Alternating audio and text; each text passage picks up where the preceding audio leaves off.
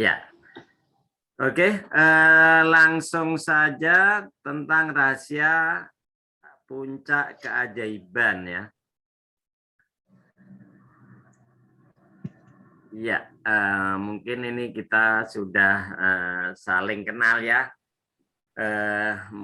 Ini beberapa hal mengenai saya, utamanya untuk kawan-kawan yang baru. Kebetulan saya Ketua Korwil MR Jateng, saya certified trainer di Magnet Rezeki ini, kemudian certified trainer Neo NLP, certified trainer NCA, NLP Coach Association, kemudian saya juga founder di Bismika Training and Coaching ya. Ini ada WA saya, ada website, kemudian Facebook, dan ada di Instagram. Baik, kita mencoba untuk memahami kembali, mengingat kembali tentang magnet rezeki ya. Apa itu magnet rezeki? Ya, kita duduk diam, rezeki datang dengan sendirinya ya.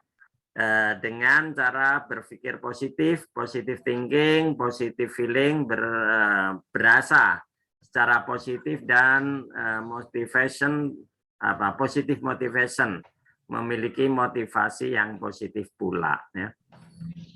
Sering kita dengar kalau diibaratkan rezeki Allah itu datang seperti air bah yang turun dari atas, maka siapapun yang ada di bawahnya pasti akan mendapatkan rezekinya ya. Kalau ada satu dua yang merasa tidak mendapatkan rezekinya, barangkali ditengok lagi ya tentang perisainya sudah bisa dilepaskan atau belum. Kemudian kalau yang Bunda Susan sering sampaikan tentang law ya, law of projection ya, bagaimana pikiran-pikiran yang ada dalam diri kita ini juga akan mempengaruhi ya. Oke, bahwa Allah sayang kepada hamba-hambanya yang beriman, yang bertakwa, yang taat kepadanya. Allah akan memberikan rezeki kepada mereka yang bertakwa dan kepada orang yang dikehendakinya tanpa batas ya. Kita dapatkan informasinya langsung dari Allah di Al-Qur'an di surat At-Tolak ayat 2 dan 3 ya.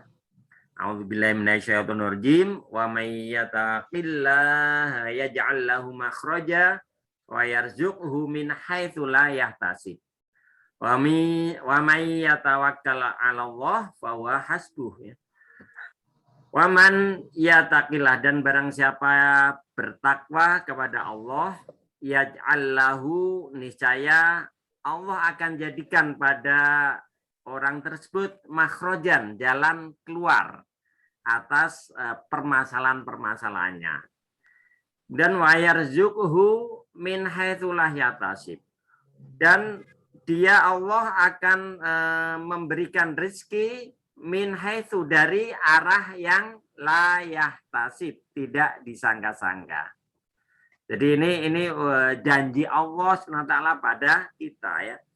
Kemudian wa may yatawakkal 'ala Allah, dan barang siapa yang bertawakal kepada Allah, fa huwa hasbuh, maka dia akan dicukupi keperluannya, dicukupi kebutuhannya. Kalau kita yakin atas ini, maka sebenarnya tidak ada yang perlu kita khawatirkan dalam kehidupan ini. Tidak ada yang perlu kita takutkan dalam kehidupan ini. Selama kita masih dihidupkan oleh Allah SWT, maka kita akan diberikan rezeki oleh Allah. Kita sudah dijamin rezekinya oleh Allah SWT ya. Nah, di sini ada dua hal berarti ya. Ya. Yang pertama, kita bertakwa kepada Allah ya. Kemudian yang kedua, kita tawakal ya, tawakal pada Allah. Kita akan mendapatkan rezeki yang tanpa kita sangka-sangka ya. Oke.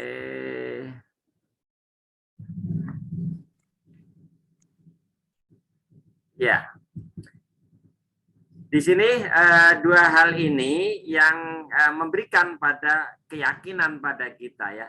Pertama dengan takwa pada Allah, kemudian rizki, kita akan diberi jalan keluar atas permasalahan yang kita hadapi, kemudian kita akan diberikan rizki yang tidak disangka-sangka, kemudian juga dicukupkan akan keperluannya. Inilah magnet rezeki ya.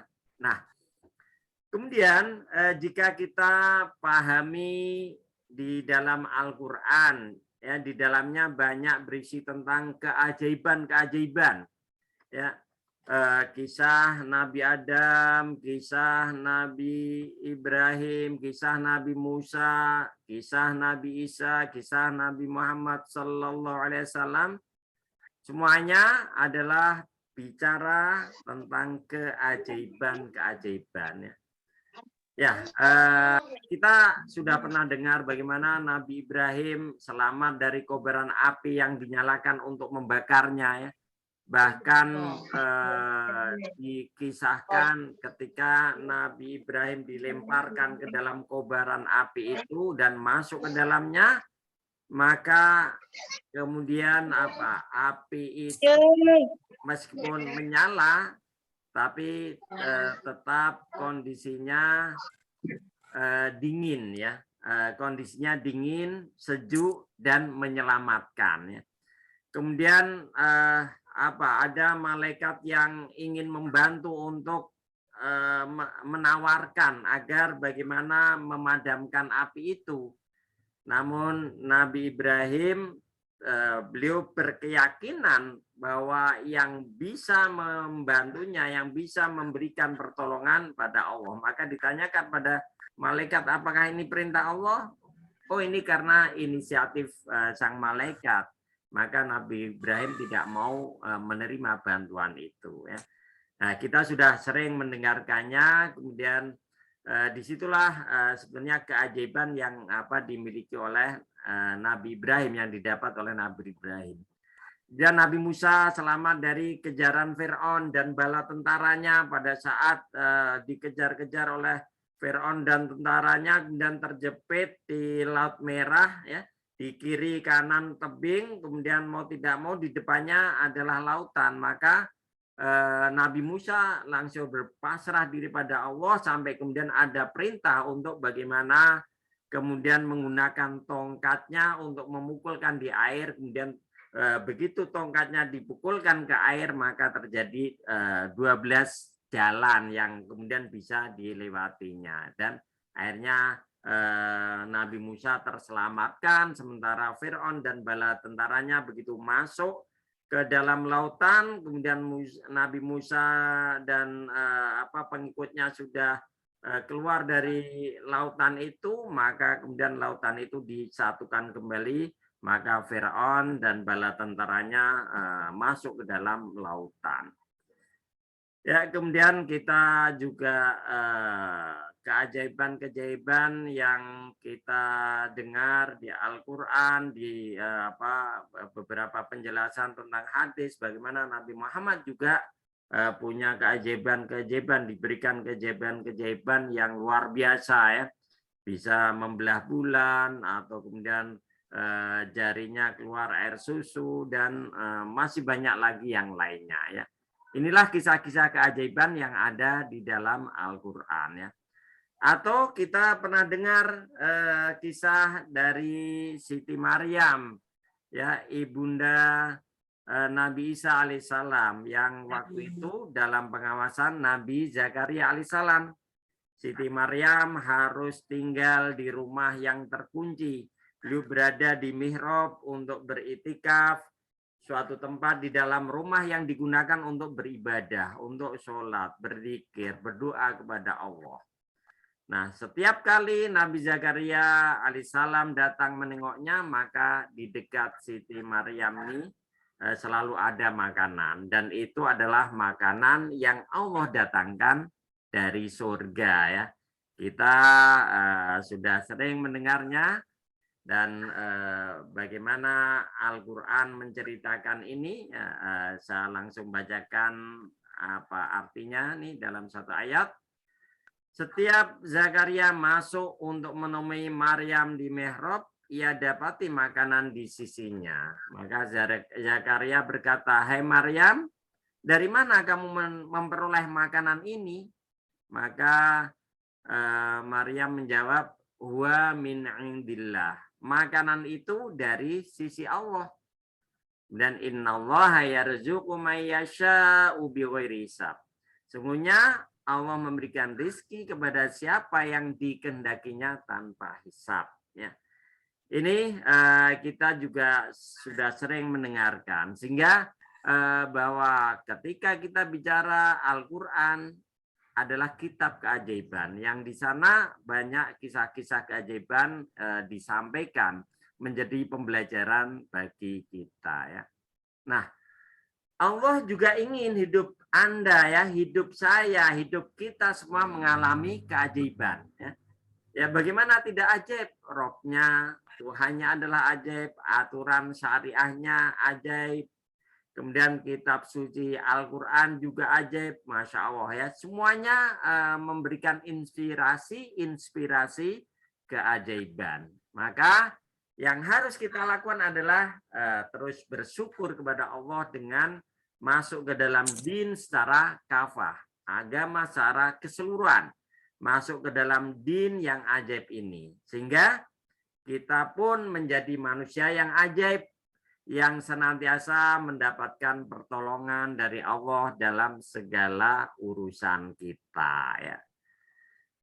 Nah, kemudian kapan puncak keajaiban itu terjadi? Ya.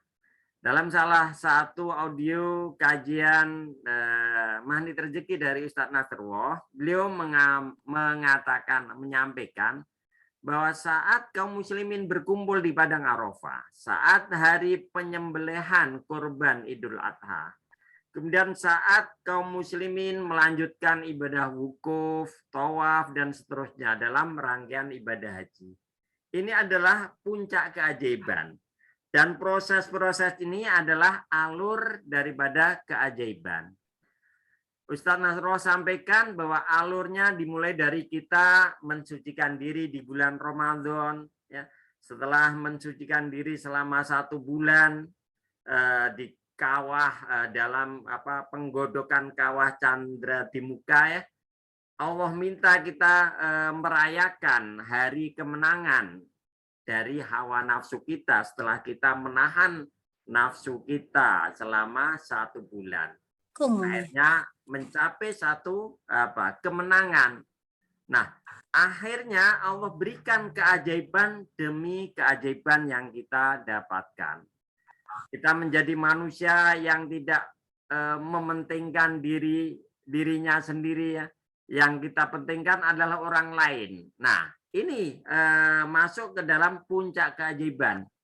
Orang lain jauh lebih mulia daripada kita dalam mindset kita, dalam pikiran kita, sehingga kita memikirkan orang lain. Nah, pada saat kita memikirkan orang lain, sebenarnya hakikatnya juga untuk diri kita sendiri. Tapi dengan kita memikirkan orang lain, maka para malaikat akan mendoakan pada kita, Allah kemudian memikirkan urusan kita, dan berbagai permasalahan Allah bantu selesaikan, dan sampailah pada hari Idul Adha di mana saatnya kita mementingkan Allah SWT.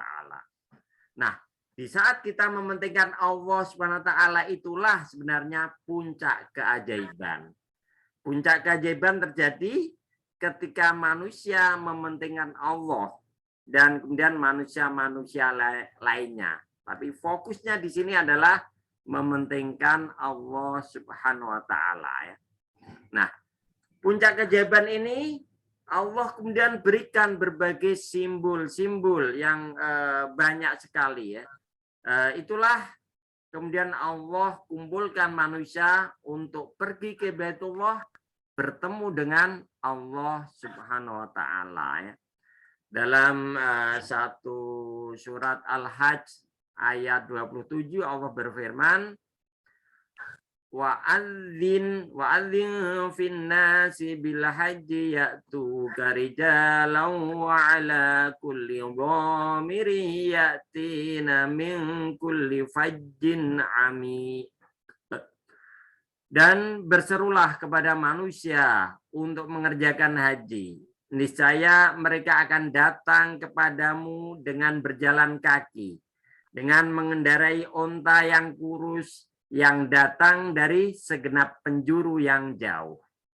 Ini gambaran orang-orang yang datang untuk ke Baitullah. Peristiwa ibadah haji di mana manusia mengorbankan apapun yang dimiliki untuk memenuhi panggilan Allah, untuk bertemu dengan Allah SWT.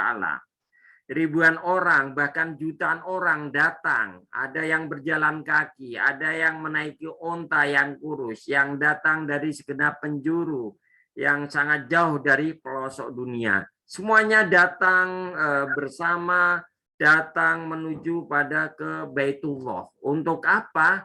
Bagaimana di situ dijelaskan bahwa manusia datang kepadanya dengan bersusah payah kepada Allah ya, dengan lusuh, dengan onta yang kurus kering karena saking jauhnya perjalanan. Ini Allah SWT sangat bahagia. Allah sangat senang dengan kehadiran para manusia muslimin mukminin yang datang ke Baitullah. Karena apa? Mereka mementingkan Allah. Mereka mementingkan Allah di antara segalanya, dan Allah menetapkan satu tempat di Baitullah. Kemudian dalam firman Allah yang lain, Al-Baqarah ayat 125 dijelaskan yang artinya, dan ingatlah ketika kami menjadikan rumah itu, yaitu Baitullah, tempat berkumpul bagi manusia dan tempat yang aman, dan dijadikan sebagian makom Ibrahim tempat sholat. Dan telah kami perintahkan kepada Ibrahim dan Ismail, bersihkanlah rumahku untuk orang-orang yang tawaf, yang itikaf, yang ruku, dan yang bersujud. Inilah sebenarnya kedatangan kita ke Baitullah ya.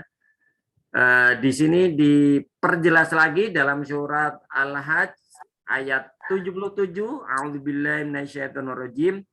Ya ayyuhalladzina amanu rka'u wasjudu wa'budu rabbakum waf'alul khaira la'allakum tuflihun. Hai orang-orang yang beriman, rukuklah kamu, sujudlah kamu, sembahlah Tuhanmu, dan berbuatlah kebajikan supaya kamu mendapatkan kemenangan. Ini kita beribadah kepada Allah SWT dengan melaksanakan sholat, melaksanakan rukun-rukun haji, semuanya dilakukan. Kemudian kita melakukan kebaikan-kebaikan di sana, semuanya untuk apa? Untuk mendapatkan satu kemenangan. Nah, kemenangan inilah sebenarnya keajaiban ya. Bapak-bapak, ibu-ibu, kawan-kawan, sahabat semuanya, bahwa 2 tahun terakhir ini bagi Muslim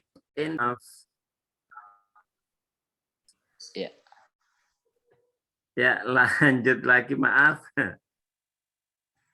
Siap, nggak apa-apa Coach, lanjut Coach, semangat. Ya. Terdengar Coach. Ya, kedengar? Terdengar. Sudah bisa ya? Ya, terdengar. Oke ya. Ya. Jadi kalau kita coba sadari 2 tahun terakhir ini ya, bagi Muslim Indonesia, mungkin bahkan dunia ya, kemarin sempat Baitullah ditutup untuk ibadah haji, kemudian kemarin tahun selanjutnya dibatasi kehadirannya. Nah, ini kita di Indonesia belum bisa hadir ke Baitullah ya, karena pandemi COVID ya. Nah, kita juga tidak tahu apakah tahun depan Muslim Indonesia dapat hadir ke Baitullah kembali. Yang di sana sebetulnya kita bisa temukan puncak keajaiban itu ya. Nah, harapan kita dan doa kita tentunya semoga Allah mudahkan kita bisa datang lagi, hadir memenuhi panggilan Allah ya, di Mekah dan Saudi dibuka pintu selebar-lebarnya untuk jamaah dari Indonesia ya. Maka dengan berangkat ibadah haji dan umroh akan bisa meraih puncak keajaiban itu ya. Oke. Nah, sebenarnya puncak keajaiban tersebut utamanya bukan sekedar sebetulnya kehadiran jasad atau fisik kita ke Baitullah tersebut. Tetapi bagaimana hati, ruh kita datang dan hadir menuju Allah. Ini yang utamanya. Di samping fisik, tapi bagaimana hati, pikiran, atau ruh kita bisa datang, hadir menuju Allah. Kemudian kalau Baitullah masih tertutup bagi kita, maka sebenarnya kita kapanpun bisa menghadirkan hati, ruh kita hadir menuju Allah. Di mungkin waktu-waktu tertentu atau sepertiga malam yang terakhir di saat kita melaksanakan sholat karena Rasulullah SAW pernah menyampaikan bahwa as-sholatu mi'rajul mu'minin. Sholat itu mi'rajnya orang-orang yang beriman. Artinya apa? Kita bisa datang kepada Allah. Kita bisa berjumpa dengan Allah melalui hati dan ruh kita hadir di hadapan Allah. Ini dengan sholat kita. Nah, ketika kita di situ mementingkan Allah dengan melakukan pengorbanan yang kita miliki, kemudian hadir untuk menolong agama Allah sehingga Allah sangat suka dan akhirnya Allah menolong urusan kita ya. Dalam satu ayat disampaikan intan surullah yang surkum ya. Jika engkau menolong Allah, menolong agama Allah, maka Allah akan menolongmu ya. Nah, ini menjadi satu janji dari Allah Ta'ala untuk kita, bagaimana kemudian kita meyakini janji ini sehingga pada akhirnya kita melakukan satu upaya-upaya tertentu untuk bagaimana kita menghidupkan agama yang kita anut ini. Nah, dalam kitab suci Al-Quran, kita bisa pahami bagaimana orang yang beriman dapat meraih puncak keajaiban berupa kemenangan yang besar. Sebagaimana firman Allah dalam surat At-Taubah ayat 89. Kita sama-sama coba cermati. A'udzubillahi minasyaitonirrajim. A'addallahu lahum jannatin tajri min tahtihal anharu khalidina fiha dzalikal fawzul azim. Allah telah menyediakan bagi mereka surga yang mengalir di bawahnya sungai-sungai. Mereka kekal di dalamnya, itulah kemenangan yang besar. Ini ya, Bapak-bapak, Ibu-ibu, sahabat Magnet Rezeki semuanya, bahwa Allah menyediakan sebetulnya bagi orang-orang yang beriman ini surga yang mengalir di bawahnya sungai-sungai. Kemudian mereka kekal di dalamnya. Nah, hal yang demikian inilah adalah kemenangan yang besar. Nah, saya mengenai kemenangan yang besar itu adalah puncak keajaibannya. Ini di surat At-Taubah. Kemudian kita temukan Fauzul Azim di beberapa ayat yang lain yang nantinya saling terkait ya. Dalam surat Al-Ahzab ayat 71, A'udzubillahi minasyaitonirrajim. Wa may yuti'illaha wa rasulahu faqad faza fawzan 'azima. Dan barang siapa mentaati Allah ya, wa may yuti'illah wa rasulah, dan rasulnya, faqad, maka sungguh ya, faza fawzan 'azima. Sesungguhnya dia telah mendapatkan kemenangan yang besar. Jadi kuncinya apa? Mentaati Allah, mentaati Rasulullah Shallallahu Alaihi Wasallam. Nah, kemudian di ayat yang lain kita juga jumpai kalimat yang sama, bahkan kalau kita hubungkan dengan ayat yang pertama nyambung ya. Di sini surat An-Nisa ayat 13. A'udzubillahi minasyaitonirrajim. Wa may yuti'illah wa rasulahu yudkhilhu jannatin tajri min tahtihal anharu khalidina fiha wa dzalikal fawzul adzim. Ini sama barang siapa wa may yuti'illah wa rasulahu, barang siapa yang taat pada Allah, taat pada Rasulullah, maka yudkhilhu, Allah akan masukkan terhadap orang tersebut jannatin, surga, tajri min tahtihal anhar, yang di bawahnya mengalir sungai-sungai. Kemudian di dalam surga itu, di jannah itu, khalidina fiha, selama-lamanya, kekal di sana. Nah, kemudian Allah sampaikan wadzalikal fauzul azim. Yang demikian ini adalah kemenangan yang besar. Ini adalah puncak daripada keajaibannya. Maka dengan kita taat kepada Allah SWT, kita taat pada Rasulullah SAW, Allah akan menganugerahi kita dengan memasukkan ke dalam jannah. Nah, kebahagiaan ini adalah selama-lamanya. Inilah sebenarnya puncak keajaiban. Ketika kita mementingkan Allah dengan taat pada Allah, taat pada Rasulullah, maka Allah akan hadiahkan kita puncak keajaiban itu berupa apa? Jannah, kebahagiaan yang selama-lamanya. Ya. Kemudian di puncak keajaiban ini adalah jutaan atau bahkan semua orang yang beriman menunggu. Ini adalah anugerah Allah yang besar ya. Artinya apa? Bahwa kita di dunia ini kita bisa mendapatkan keajaiban demi keajaiban. Ya, kemudahan demi kemudahan. Kita dibantu oleh Allah, ditolong oleh Allah untuk mendapatkan pekerjaan yang kemudian menghasilkan rezeki ya, berupa katakanlah uang, harta ya. Kemudian kita juga dengan mendekatkan diri kepada Allah, kita diberi ketenangan. Dengan mengingat Allah, maka hati akan menjadi tenang. Kemudian kita juga menjalankan apa yang diperintahkan, dicontohkan oleh Rasulullah SAW. Nah, semuanya ini akan membawakan mengantarkan kita pada keajaiban-keajaiban, keajaiban-keajaiban yang ada di dunia. Dan nantinya kelak kita akan diberi keajaiban sebagai puncak keajaibannya di akhirat berupa apa? Jannah. Ini adalah sesuatu yang semua muslim merindukannya, semua orang merindukannya. Karena apa? Kalau kita rasakan bahwa dunia ini sifatnya sementara, paling kalau kita hitung sesuai dengan usia kita berapa? Katakanlah 60-70 tahun ya, sebagaimana usia dari baginda Rasulullah SAW, 63 tahun. Maka umat Nabi, umat akhir zaman ini pun usianya kisaran antara 60-70 tahun.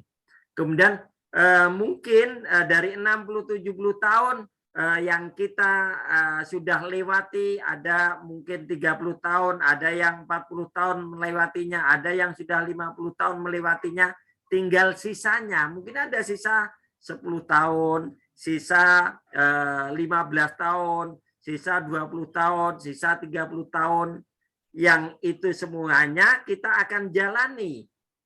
Mungkin kita akan mendapatkan keajaiban-keajaiban di dunia ini.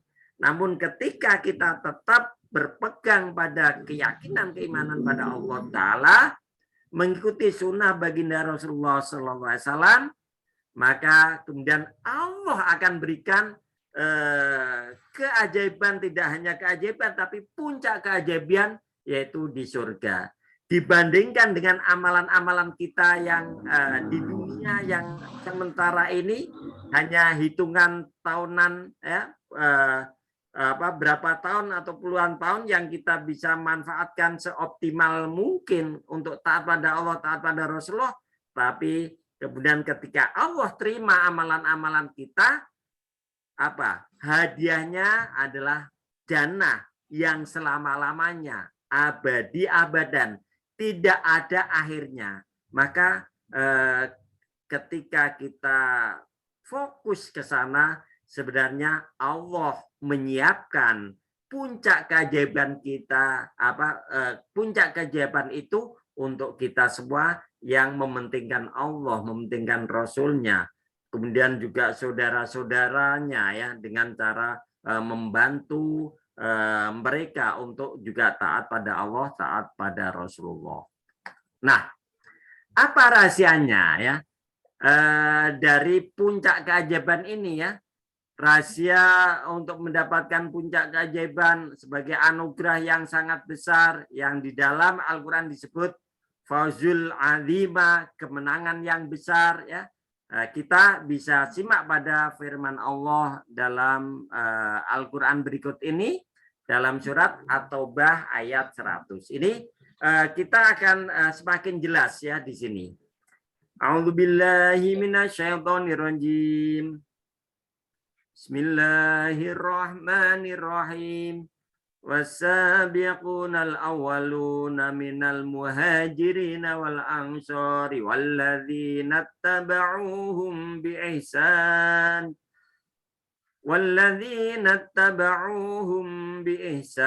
radhiyallahu anhum wa radu an وأعد لهم جنات تجري تحتها الأنهار خالدين فيها أبدا ذلك الفوز العظيم. Ya. Artinya orang-orang yang terdahulu, lagi yang pertama-tama yaitu masuk Islamnya dari golongan muhajirin dan ansor. Kemudian dan orang-orang yang mengikuti mereka dengan baik. Maka Allah ridho kepada mereka dan mereka pun ridho kepada Allah. Allah menyediakan bagi mereka surga-surga yang mengalir sungai-sungai di dalamnya selama-lamanya. Mereka kekal di dalamnya, itulah kemenangan yang besar ya. Ini kita coba rinci, kita pahami lagi dari kata per kata, kalimat per kalimatnya. Wasabiqun ya. Orang-orang yang terdahulu. Al-awwalu juga orang-orang yang awal. Di sini adalah mereka masuk Islamnya. Kemudian orang-orang yang terdahulu dan awal masuk Islam ini, mereka siapa? Minal muhajirin wal ansor. Dari golongan muhajirin, kaum muhajirin dan ansor. Orang-orang yang membantu ya. Jadi siapa mereka? Ini adalah sahabat-sahabat Nabi. Sahabat-sahabat Nabi, mereka yang dari Mekah ikut rombongan, ikut berhijrah datang ke Madinah, mereka adalah kaum muhajirin. Kemudian orang-orang yang ada di Madinah, kemudian yang menyambut kehadiran Rasulullah dan para sahabatnya yang dari Mekah ini, mereka adalah orang-orang Ansor. Maka sebetulnya jannah itu yang pertama-tama adalah disiapkan untuk mereka ya, asabikun wal nal awalun, kemudian minal muhajirin wal ansor, yaitu para sahabat-sahabat Rasulullah SAW ya, baik dari muhajirin ataupun ansor, baik dari yang datang dari Mekah ataupun yang sudah tinggal di Madinah. Nah ini mereka sudah terbukti bahwa mereka sudah disiapkan, jaminannya adalah surga. Surga sebagai puncak keajaiban. Nah, kemudian terus kita berada di mana? Ternyata di sini ada lanjutannya. Walladzina tabauhum biihsan. Dan orang-orang attaba'u yang mengikuti hum terhadap para sahabat itu dengan baik. Artinya apa? Bahwa orang-orang yang kemudian mengikuti Rasulullah, mengikuti para sahabat, kemudian apa yang mereka lakukan, mereka mengikutinya dengan cara yang baik, dengan cara yang benar, dengan mencontoh mereka. Inilah orang-orang para tabiin, ya mungkin tabiin di awal-awal setelah para sahabat meninggal ada tabiin para pengikut-pengikutnya, kemudian juga tabiut tabiin para pengikut dari pengikut-pengikutnya, terus menerus ya hingga sampai akhirnya pada kita. Nah, kita ini adalah bagian dari orang-orang yang juga mengikuti para sahabat, mengikuti Nabi, mengikuti para sahabat dengan cara yang baik, mencontoh apa yang mereka lakukan. Ya. Ini kita semuanya ini di sini dijanjikan oleh Allah, kalau kita mau mengikutinya, mengikuti Nabi, mengikuti para sahabat, maka kemudian sampai akhirnya radhiyallahu anhum. Allah ridho kepada mereka, orang-orang yang utamanya adalah para sahabat, kemudian yang mengikutinya. Kemudian mereka pun ridho kepada Allah. Jadi Allah ridho, kemudian orang-orang mudah-mudahan kita termasuk di dalamnya adalah orang-orang yang juga ridho kepada ketetapan Allah. Maka kemudian Allah janjikan di sini wa a'adda lahum, maka Allah menyediakan lahum bagi mereka para sahabat muhajirin, ansor, dan orang-orang yang mengikutinya, termasuk ketika kita mengambil golongan sebagai orang-orang yang mengikuti Rasulullah dan para sahabatnya ini, kita termasuk di dalamnya yang dijanjikan oleh Allah jannatin tajri. Allah sediakan bagi kita ini adalah surga-surga ya, tahtahal anharu ya, yang mengalir sungai-sungai di dalamnya, khalidina fiha abada. Kita khalidin selama-lamanya, fiha di dalamnya abadan ya, abadi-abadan, yaitu kekal di dalam surga. Nah, dzalikal fawzul azim, itulah kemenangan yang besar. Inilah sebenarnya puncak dari keajaiban yang ditunggu-tunggu semua orang. Ya, Bapak Ibu, sahabat Magnet Rezeki semuanya, maka sebenarnya di samping kita melakukan kebaikan-kebaikan ya, kita berpikir dengan cara membahagiakan, memuliakan orang lain di dunia ini, maka kita juga mementingkan Allah dengan kemudian kita berpikir untuk bagaimana nantinya kita mendapatkan puncak keajaiban ini sebagai fauzul azim, kemenangan yang besar ya. Dzalikal fauzul azim. Nah, maka apa yang sebenarnya dilakukan oleh para sahabat sehingga mereka mendapatkan ridho dari Allah? Mereka adalah orang-orang yang beriman dengan sepenuh hati ya, sepenuhnya kepada Allah, pada Rasulullah. Mereka bersyahadat asyhadu an la ilaha illallah wa asyhadu anna Muhammadar Rasulullah.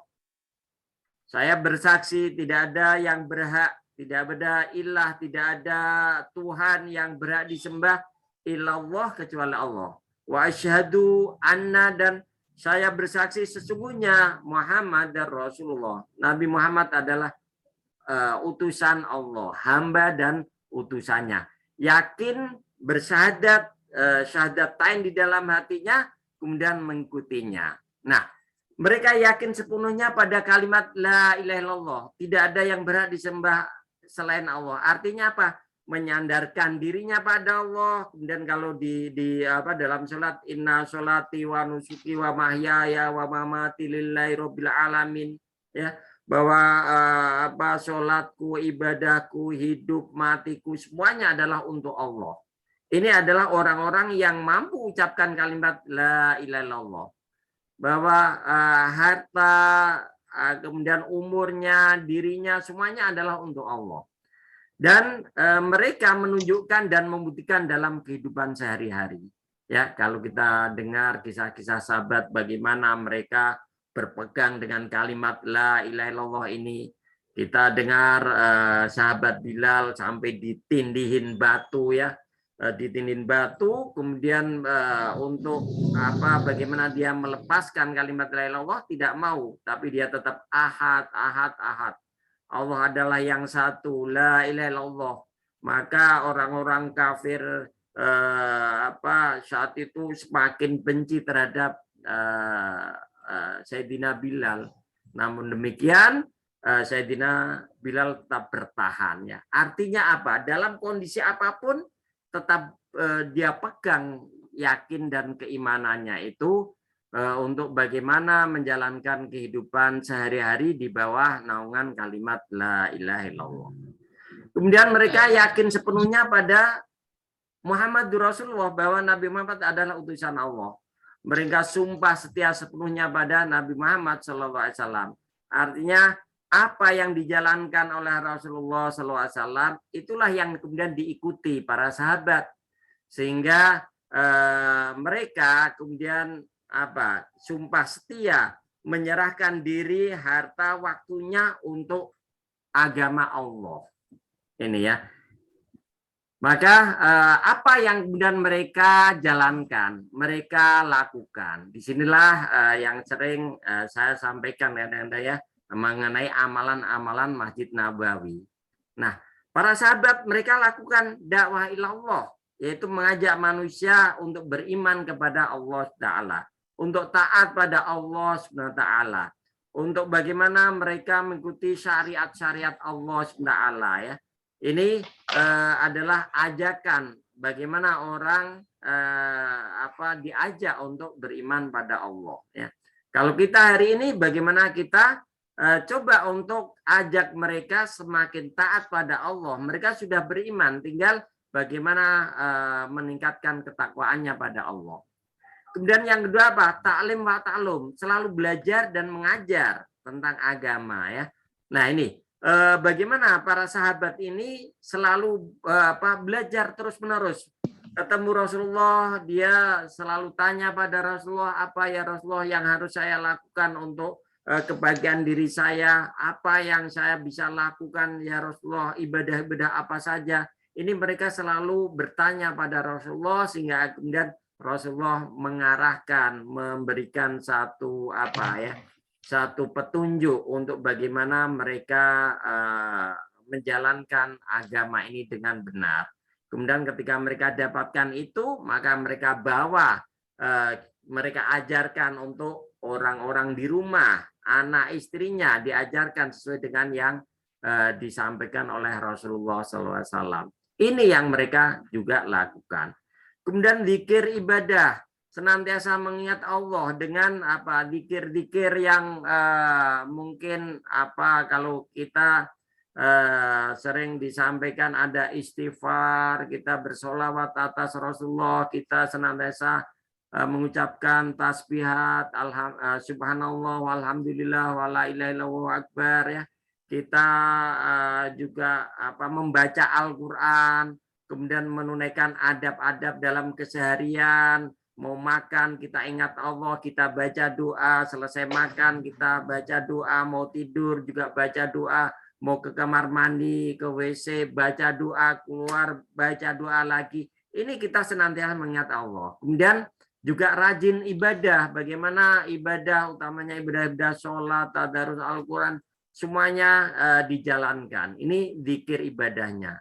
Kemudian yang keempat, berkhidmat, selalu berusaha untuk melayani saudaranya dalam hal agama. Mereka datang dijamu, di khidmat, kemudian mereka juga khidmat di dalam masjid, khidmat di berbagai tempat, yang utamanya bagaimana melayani saudaranya.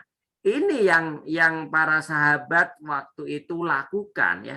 Dakwah ilallah, ta'lim wa ta'lum, zikir ibadah, hikmat. Nah, kalau kita pun mau mengamalkan amalan-amalan ini, berarti kita memang benar-benar mengikuti para sahabat ini. Kita jalankan dakwah ilallah sesuai kemampuan kita. Kita sampaikan apa yang kita telah pahami tentang ayat-ayat Allah. Kita ajak orang untuk semakin taat pada Allah. Kita kemudian tidak berhenti untuk terus belajar, mengajar, ya. Katakanlah dengan kajian online semacam ini kita juga belajar kita juga mengajar tidak ada hentinya. Kemudian di saat-saat yang tertentu ada waktunya kita zikir ibadah.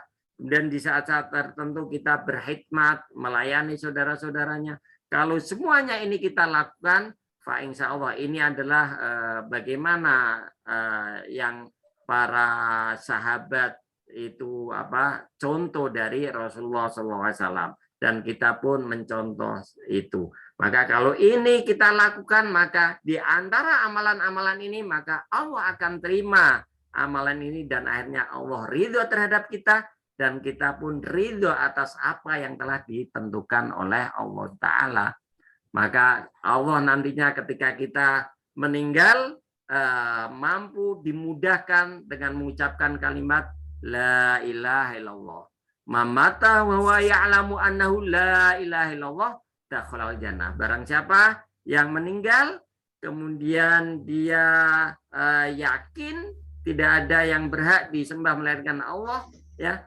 Kemudian dia bawa mati, maka Allah menjanjikan surga untuk orang-orang yang membawa iman ini, ya. Mudah-mudahan kita termasuk di antara mereka, ya, orang-orang yang di dunia ini kita mendapatkan keajaiban demi keajaiban, pertolongan Allah, dan di akhirat nanti kita mendapatkan puncak keajaiban itu berupa jannah, ya. Mudah-mudahan kita semuanya ada di dalamnya, ya. Oke, barangkali itu yang bisa saya sampaikan dalam kesempatan kali ini, ya. Untuk kelanjutannya kita bisa ada waktu berapa menit ini bisa berdialog. Saya serahkan pada Pak Aza, silakan. Terima kasih. Baik, terima kasih Coach Novel atas pemaparan materinya yang luar biasa. Penuh semangat saya mendengarkannya, alhamdulillah dapat ilmu-ilmu baru pada malam hari ini.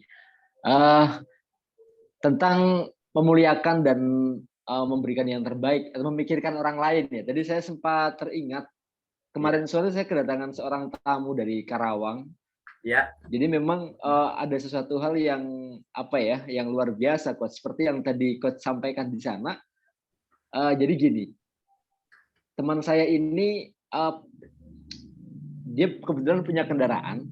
Ya. Kemudian ada penduduk di sekitar perumahannya yang pengen anaknya itu dianterin untuk antar jemput sekolah, gitu, Coach. Nah ternyata hebatnya cuman ada 6 orang, Coach. Ada 6 orang yang dia anterin, gitu kan. Itu kan nggak untung, ya. Kalau bahasa bisnisnya udah nggak untung, gitu kan. Antar jemput sekolah 6 anak, gitu kan. Gitu. Nah, ternyata saya tanya sama teman saya, motivasinya apa, gitu kan. Motivasinya apa? 6 orang bukan sebulan 2 bulan, Coach. 2 tahun, gitu kan. Wow. Itu kan waktu yang panjang, 2 tahun nih. Yeah. Akhirnya saya tanya, alasannya apa kok mau menerima 6 orang, 6 anak, gitu ya, antar jemput. Saya yakin nggak akan untung di sana, gitu. Nah ternyata beliau menjawab dengan santainya, teringat salah satu hadis bahwa di mana bahwa sesiapapun yang mau memudahkan orang yang mau menuntut ilmu, maka insya Allah kedepannya akan banyak dimudahkan oleh Allah Subhanahu Wa Taala. Nah sekarang ini keren, Coach. Sekarang kemarin tuh dia bilang sama saya udah punya 2 armada sekarang. Ada 40 orang anak yang kemudian ikut antar jemputnya dia. Nah kemarin katanya tadi malam dia berangkat ke Kerawang lagi mau nyari 1 mobil elf lagi karena saking banyaknya peminatnya itu, Coach. Jadi rezekinya itu sekarang diganti luar biasa itu. Baru terasa itu, ya.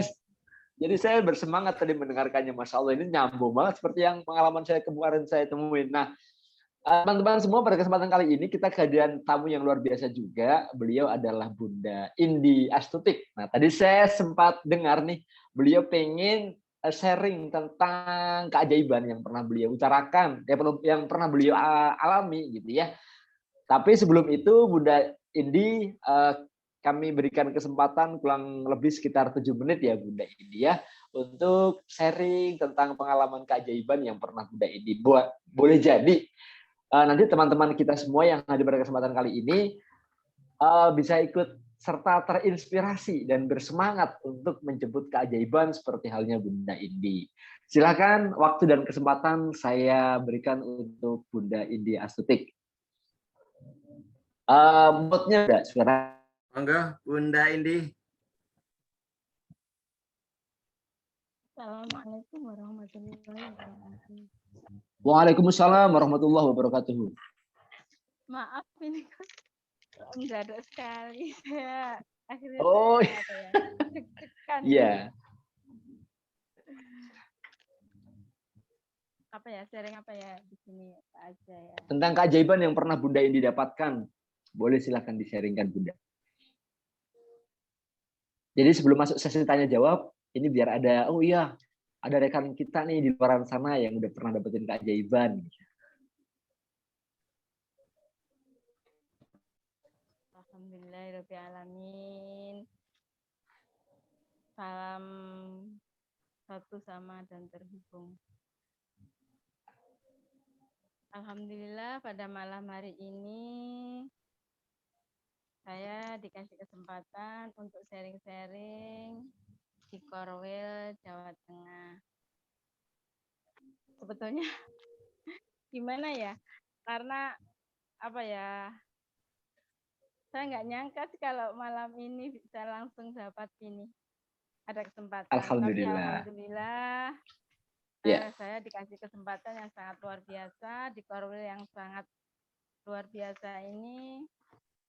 Semoga kehadiran saya di sini bisa mendapatkan keberkahan-keberkahan yang seperti yang disampaikan oleh Bos Novel. Amin.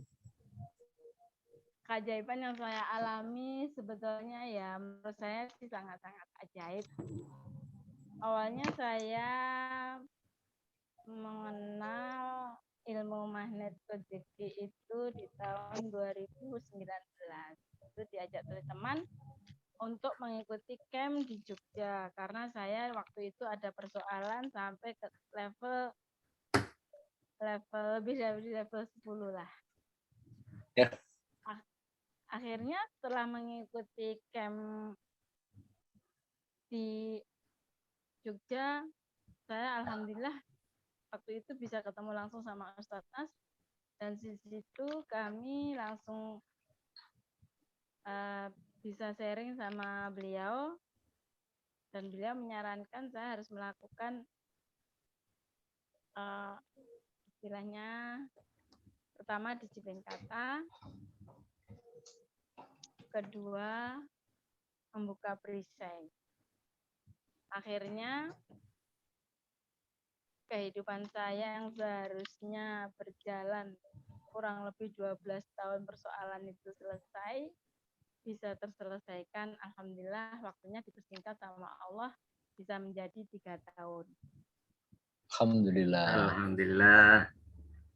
Persoalan saya yaitu persoalan amanah. Waktu itu saya sedang menjalankan usaha yaitu sebagai supplier jual beli buah sawit karena saya tinggal di Kalimantan. Ketika itu saya senang sekali sih punya usaha satu perusahaan yang sudah berjalan lancar. Sebetulnya usaha saya waktu itu walaupun satu usaha sebenarnya alhamdulillah sangat berkah, bisa menghidupi keluarga, bisa menyekolahkan anak-anak. Namun karena ya namanya manusia ya, akhirnya tergiurlah pengen punya tambahan lagi, ingin mengembangkan usaha itu. Akhirnya saya sampai punya usaha itu 3 tempat. Namun saya di situ ya qadarullah karena saya belum paham betul bahwa berhubungan dengan bank itu riba. Jadi disitulah mulai saya mengembangkan usaha yang seharusnya penghasilan saya itu secara rasio, secara akal manusia itu 10 kali lipat penghasilan saya. Namun karena saya masuk ke dunia riba, akhirnya persoalan demi persoalan muncul dan malah penghasilan saya tidak seperti yang saya bayangin. ketika itu saya ditawarin oleh bank itu sangat dipermudah sekali untuk mendapatkan pinjaman modal. Namun saya sudah pernah dengar waktu itu sebetulnya pinjam bank itu riba. Namun bilang suami, orang semua kan pinjam bank, nggak ada orang usaha nggak pengen maju. Orang maju kan karena pinjam bank. Karena pengetahuan saya waktu itu tentang riba belum paham benar, jadi akhirnya kami masuk di dalamnya. Disitulah saya mulai ada amanah kecil sih, 4M. Waktu itu menurut perhitungan saya, dengan saya tambah modal 4M, maka usaha saya punya cabang, tambah 3 cabang, maka perhitungan secara logika manusia, penghasilan saya bisa 10 kali lipat daripada saya punya satu perusahaan, satu usaha. Namun Allah menghendaki lain. Disitulah mulai saya terasa titik terendah. Baru saya mengenal ilmu magnet rezeki. Setelah saya mengenal ilmu magnet rezeki, akhirnya saya memutuskan untuk keluar dari riba. Enggak mudah sebetulnya mau keluar dari riba itu enggak mudah. Karena saya sudah berusaha untuk menjual aset, mau keluar dari riba itu sampai 3 tahun baru saya bisa keluar dari riba. Alhamdulillah, yang seharusnya memang kalau saya nggak keluar, itu ya 12 tahun angsurannya. Karena di bank BPD itu sangat dipermudah gitu. Pas gitu angsurannya 12 tahun. Namun ketika Allah membukakan jalan untuk keluarga saya untuk kembali keluar dari riba, waktu itu nggak mudah juga. Saya menawarkan suatu aset yang saya berniat untuk menutupin amanah-amanah saya itu ternyata nggak mudah. Namun ketika saya sudah mempraktekkan ilmu magnet rezeki yang seperti Gurunda sarankan, waktu itu saya nggak nyangka bahwa ketika saya ikut TFT di Bogor kemarin, TFT ke-6, tiba-tiba ada teman telepon. Ada seorang teman butuh tempat usaha, lalu ya alhamdulillah disitulah saya akhirnya terbebas dari riba yang 4M tadi. Masya Allah, banyak itu Bunda. Ya itu, alhamdulillah Pak, akhirnya saya bisa keluar dari riba pas kelas TFT di Bogor. Lalu waktu itu saya sudah tanya sama Ustadz Nas berapa kali, ya, setiap ngecamp itu saya emang tanya gimana saya bisa ini terus disarankan. Tapi untuk mempraktekkan ilmunya itu nggak mudah. Ada detok-detok yang sangat luar biasa, yaitu kalau di ilmu magnet rezekinya di Paradox of Candy itu banyak bungkus-bungkus permen yang sangat luar biasa gedenya, sepertinya kayak nggak mampu gitu itu untuk mengangkat bungkus permennya itu, melewatinya. Namun ketika ditumbuhkan pertama, Gurunda menyarankan pokoknya harus bisa ditumbuhkan pertama dan harus mengamalkan ilmu disiplin kata. LOP-nya pokoknya lunas, amanah, lunas, amanah, lunas, amanah, lunas, amanah. Akhirnya alhamdulillah Allah mudahkan yang harusnya 12 tahun terselesaikan, bisa terselesaikan 3 tahun. Masya Allah. Bersamaan pas anak saya yang kuliah di kedokteran juga ada kabar gembira bahwa anak saya selesai juga pas sumpah dokternya setelah saya keluar dari camp di Alhamdulillah. TFT di Bogor. Iya. Ya keren banget ya nggak mudah sih perjalanin biaya sekolah biaya sekolah, butuh untuk biaya ini, biaya ini. Ya alhamdulillah setelah saya LOP, pokoknya LOP, disiplin kata, terus pokoknya setelah Darbutala juga, akhirnya apa yang saya pikirkan tuh selalu Allah mudahkan jalannya. Seperti itulah sharing saya, seperti saya alami keajaiban-keajaiban yang lain masih banyak. Namun ini keajaiban yang menurut saya paling paling maksud. Dan akhirnya saya bisa tersenyum setelah yang amanah ini selesai. Waktu Alhamdulillah Bunda ya. Senyum aja kita alhamdulillah saya bisa tersenyum lebar. Ibaratnya tadinya itu mau tersenyum tuh kita masih mikir-mikir itu. Allah. Jadi kalau ngedenger cerita keajaiban yang miliar-miliar gitu kadang kalau kita kayak belum apa-apa juga. Jadi kalau dibandingkan sama diri sendiri kayaknya belum apa-apa ya, ternyata ya dibanding yang lain gitu udah miliar-miliar begitu, Masya Allah. Tapi luar biasa ya Bunda ya, percepatannya dari 12 tahun menjadi 3 tahun dan tuntas gitu ya Bunda ya. Alhamdulillah menurut saya itu sangat-sangat yang sebetulnya kalau secara logika manusia itu kan kayak mustahil gitu. Mustahil. Betul. Ternyata setelah kita nggak melakukan logika, kita pasrahnya sama Allah, ternyata disitulah pertolongan itu datang. Maka keajaiban itu tidak sesuai dengan kita tidak harus memikirkan secara logika. Maka jadi kalau kita mikir logika nggak akan terselesaikan. Iya. Jadi logika ditinggalkan dulu ya Bunda ya. Jadi masuknya ke dunia kuantum nih Bunda ya. Ya, masuk di dunia kuantum. Terus ya alhamdulillahnya kita kan dimentorin gitu. Kalau tadinya kita nggak kenal ilmu magnet rezeki ya nangis aja. Maksudnya kita nangisnya kan sama makhluk dan itu pun nggak terselesaikan. Kadang kita mengharapkan gini akhirnya kecewa, kadang gini kita kecewa. Ternyata setelah kita masuk di gua keajaiban, kita nangisnya di atas sajadah, kita betul-betul pasrahnya sama Allah, disitulah pertolongan itu datang. Alhamdulillah, keren banget. Beri katus yang meriah buat Bunda Indi. Ya, keren banget.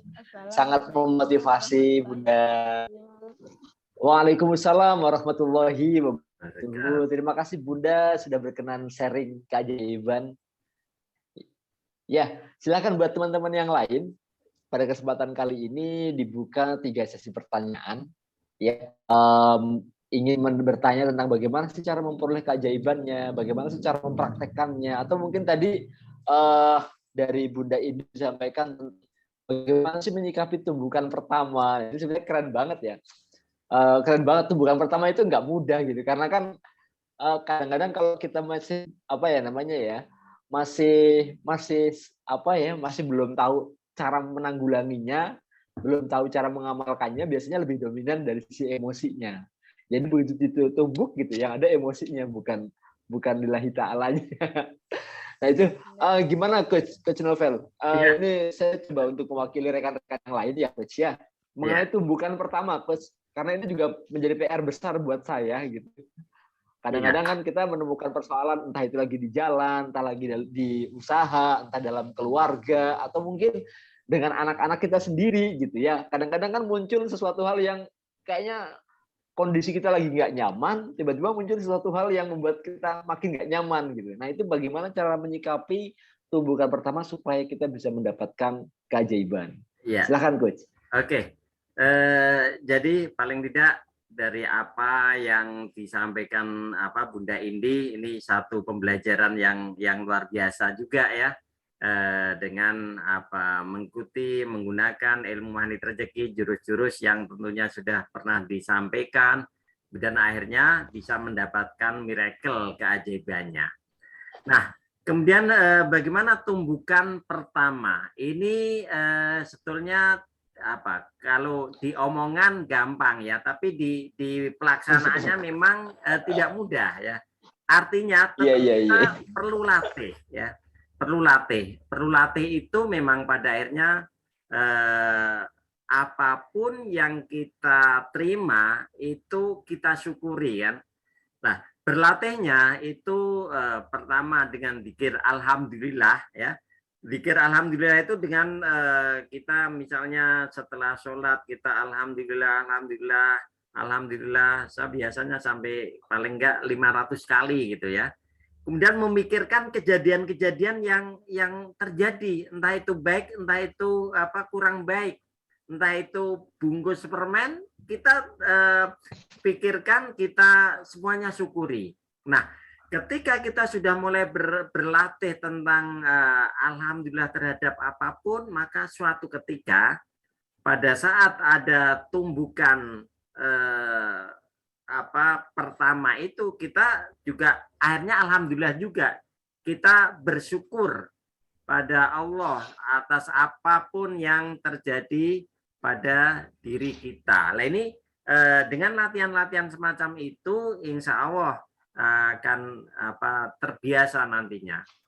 Apalagi kita pernah waktu siapa Cak Nun ya, Mbah Nun menyampaikan di milad Magnet Rezeki yang ke-6 kemarin, bagaimana bahasa rezeki Cak Nun itu yang bahasanya yang enak maupun yang tidak enak gitu kan, semuanya rezeki gitu, yang kondisinya sesuai dengan hati kita atau nafsu kita ataupun yang tidak sesuai, itu semuanya Allah berikan pada kita sebagai satu rezeki. Nah, kalau kita mindset kita semacam itu, berpikirnya semacam itu, maka kita menerima dengan rela, dengan rasa syukur apapun yang terjadi di teorinya ya. Untuk prakteknya ya nanti sambil terus belajar untuk menerima kejadian-kejadian itu ya.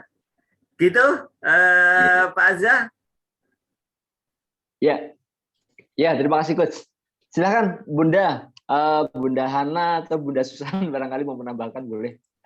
Bunda Lismiati dari Lampung boleh silakan bertanya. Atau boleh mau bertanya atau sharing ya. Ini kan boleh. Kita lihat CTMR semua nih luar biasa.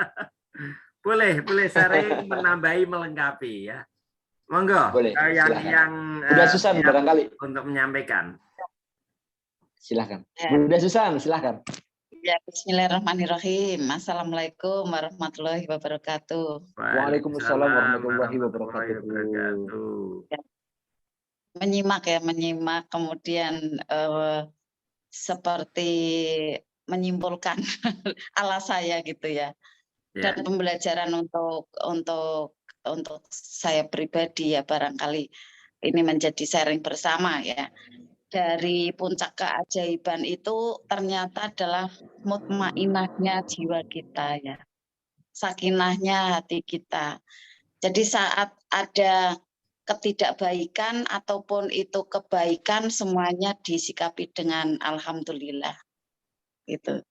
Jadi akhirnya menjadi semua itu indah, semua ya normal, semua juga lancar gitu ya. Jadi kayak ajaib semua. Walaupun ketidakbaikan ya ajaib, apalagi kebaikan ya ajaib gitu kan. Misalnya dalam kondisi yang zona sudah nyaman semua, tetap kita harus berbuat baik ya, peduli kepada orang lain gitu kan. Di situ pun pada waktu kita peduli orang lain, kemudian kita mendapatkan sebuah persoalan dan itu pun kita sikapi dengan alhamdulillah gitu ya. Jadi semuanya menjadikan senantiasa bersyukur dan bersabar. Tapi pada saat kita berpraktek kayak gitu ya, kadang juga tumbukan-tumbukan tadi ada, kemudian naik turunnya belajar lagi seperti itu ya, kurang lebihnya ya. Karena mungkin juga faktor dari usia ya, bisa jadi gitu ya.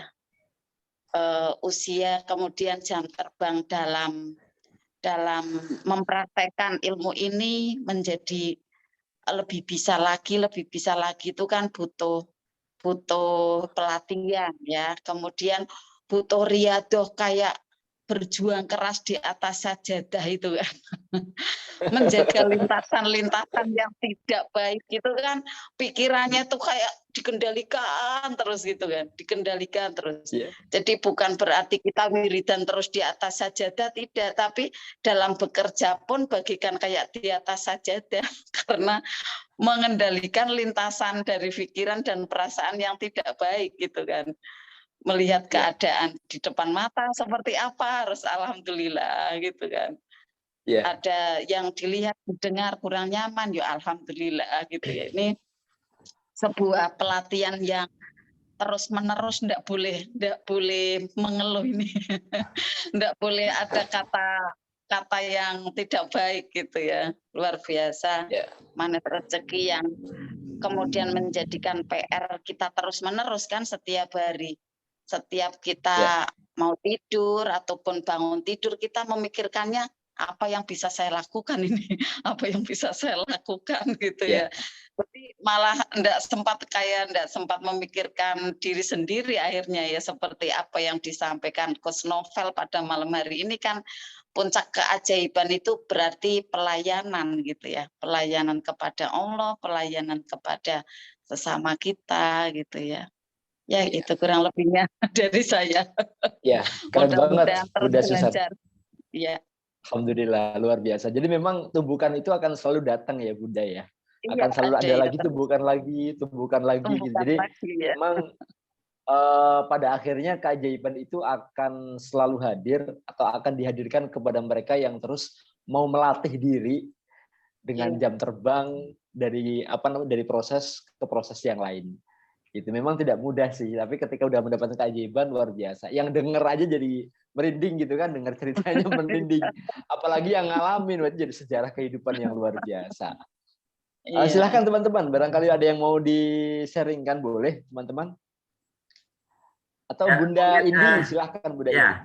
Saya menambahkan tadi ya, jadi kalau kita nantinya sudah terbiasa, itu jadi istilahnya apa?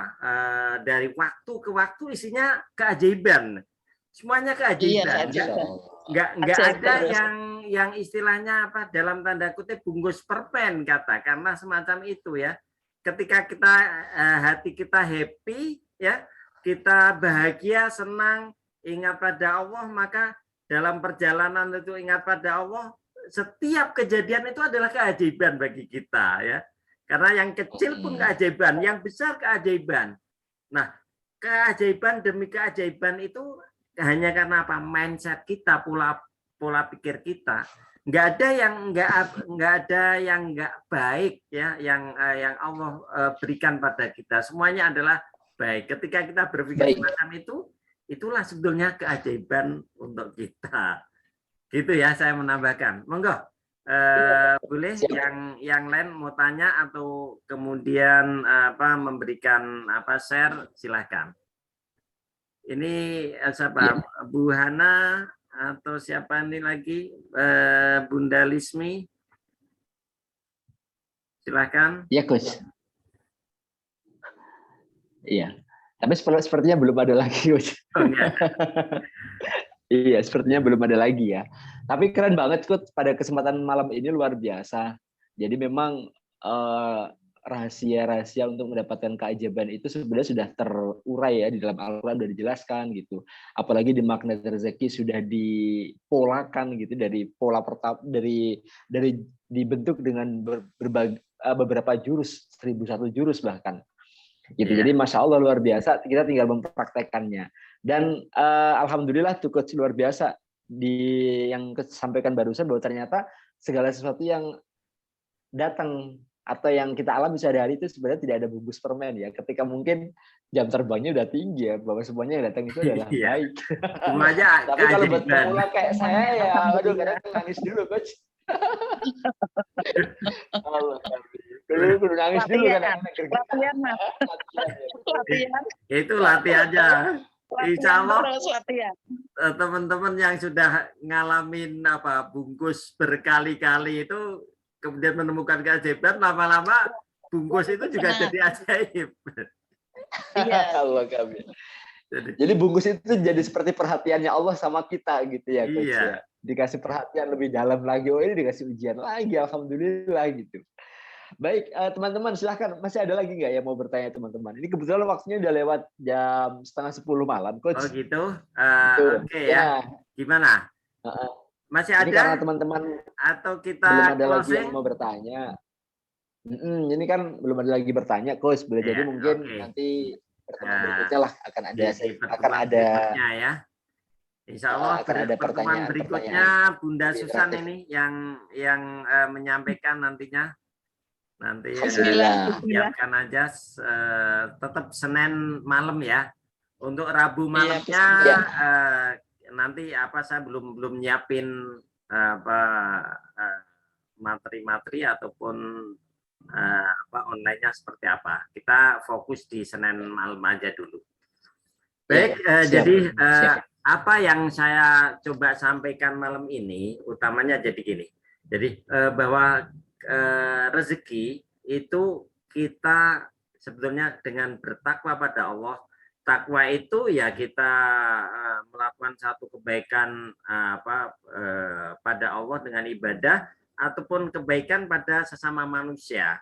Maka Allah akan berikan itu rezeki. Dengan kita sudah pahami bagaimana kita menghilangkan praise kita, ya dosa-dosa kemaksiatan kita istighfar semuanya, itu kita akan dapatkan rezeki.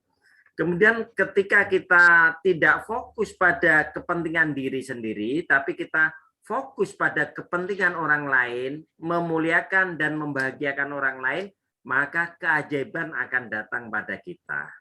Nah, kemudian pada tingkatan berikutnya, ketika kita mementingkan Allah, maka puncak keajaiban itu akan datang pada kita. Nah, keajaiban-keajaiban yang kita terima di dunia, termasuk puncak keajaiban yang di dunia, ini sebetulnya belum seberapa.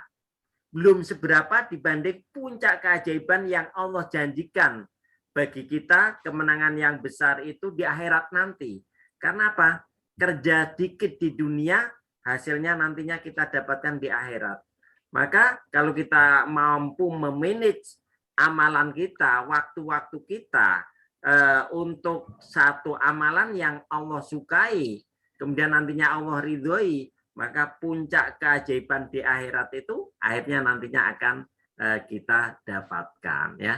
Barangkali demikian ya yang bisa saya sampaikan dalam kesempatan ini.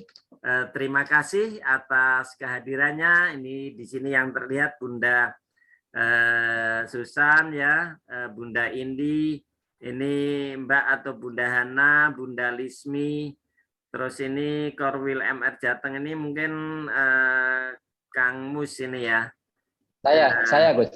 Oh pakai saya. itu ya. Ada. Saya pakai dua screen. Ya. Oh, pakai dua. Oke. Ya, yang lainnya nggak kelihatan ya. Oke, barangkali itu yang bisa saya sampaikan dan akhirnya terima kasih sekali atas perhatiannya. Ini kajian online yang pertama, mudah-mudahan bisa berlanjut ke kajian online berikutnya dari teman-teman di CTMR Jawa Tengah dan nantinya kita bisa libatkan CTMR yang di luar Jawa Tengah ya.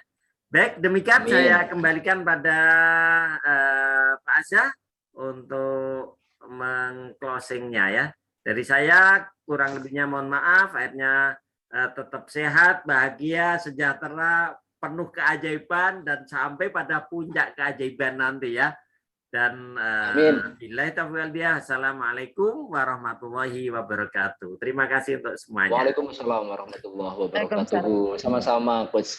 Terima kasih sekali Coach Novel. Saya Muhammad Irianto Azza dengan sangat senang sekali bisa membersamai Coach Novel dalam berbagi materi di kesempatan kali ini.